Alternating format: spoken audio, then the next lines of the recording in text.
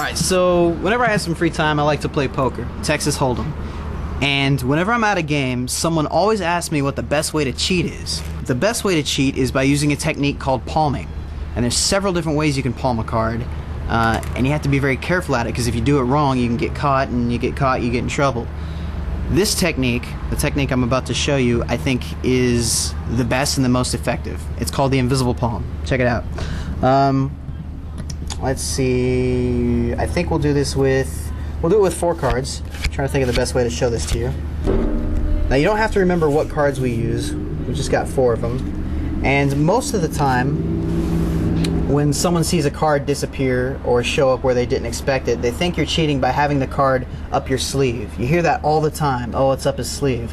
In fact, I've even had people think that somehow I can get a card to go up my sleeve, across my shirt, like with wires or something, down my other sleeve, and delivered to my hand just like that. But I can't.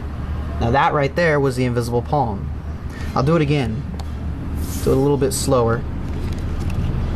The regular palm starts off just like this. What you do is you hide it in your hand like that, and you have to make your hand look natural. That's pretty hard to do, especially because if you have smaller hands, the corners of the card can kind of peek out over the edge. You have to be real careful not to spread your fingers either. The advantage to the invisible palm is it starts off in the same way, where you take it like that, but then from there you squeeze it, and you squeeze it down into the invisible palm. And it looks like it's gone. I mean, you can be real natural with this, but whenever you need that card, all you have to do is come over here like this, come down to your hand, and just squeeze just a little bit, and that card pops out. Now I've been using 2 hands to get the card into the position, so for this next one, for the last card, the 4 clubs, we're going to do it with 1 hand off the table. Now it's a lot harder to do, but it looks cooler.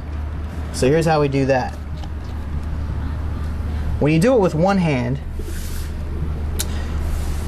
the technique is you try to get it to stick to your hand at first. That's kind of your resting point, your starting point. And from there you can, here, you gotta make sure there's nothing on the table. Once you get it to stick to your hand, you can lift it up, and from there you can squeeze it down into the invisible palm. Just like that.